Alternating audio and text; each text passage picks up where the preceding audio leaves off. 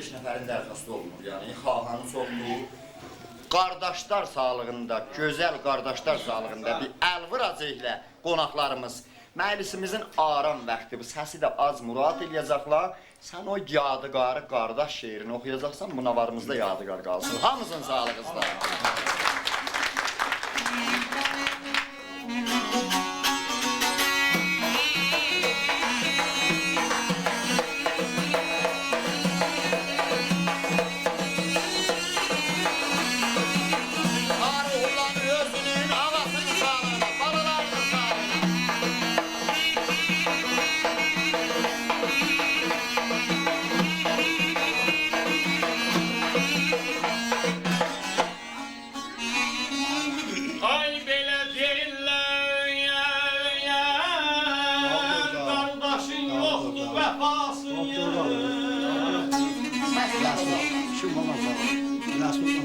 Deyirlər, qardaşın yoxdur vəfası, güya vəfasından yan soxdur cəfası. Özüdür. Yalandı bu sözün, yalandı bu sözün eller mənası. Hər zaman insana gərəkdir qardaş.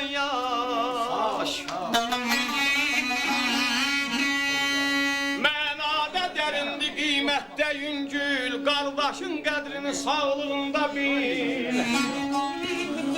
Qışların büdrəyib dolaşanda dil, arxanda birinci köməkdir qardaş, ömrə zinətdir, bəzəkdir qardaş. Hər zaman insana gərəkdir qardaş.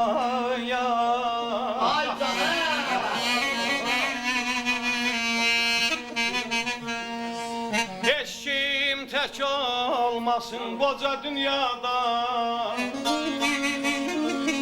bir gün yaddan çıxar, heç düşməz yada. Qızıldan baş daşı qoydurmasa da, tabutun önündə gedəndi qardaş. Ömrə zinətdir, bəzəkdir qardaş, hər zaman insana gərəkdir qardaş. Sağ ol,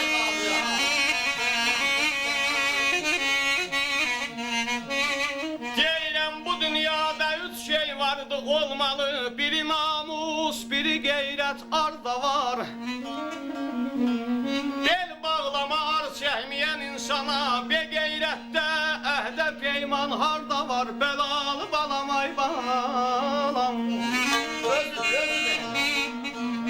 Bu dünyada üç şey vardı gözəldi, biri ata, biri ana, yarda var.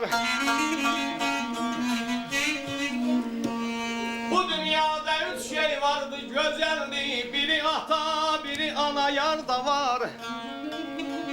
Bacının qudrəti çatar gözünə, ay aman ey, ay aman ey. Bacının qudrəti çatar gözünə, qardaş kimi arxa duran harda var, bəlalı balam, ay balam. bu dünyada ayırlar, üç şey vardı, soyuqdur. Biri ölmək, biri topraq, qarda var qalam. Kainatı yaradandan qeyrisi, bu iki yerlərdə dərman harda var, bəlalı qalamaya.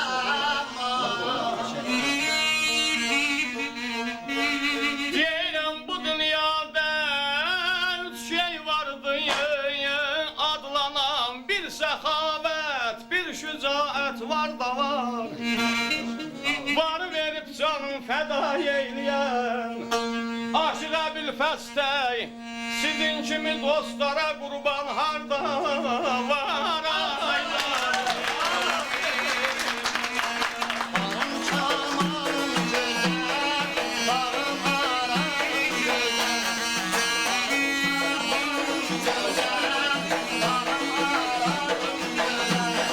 Bu gözəl məclisində gözəl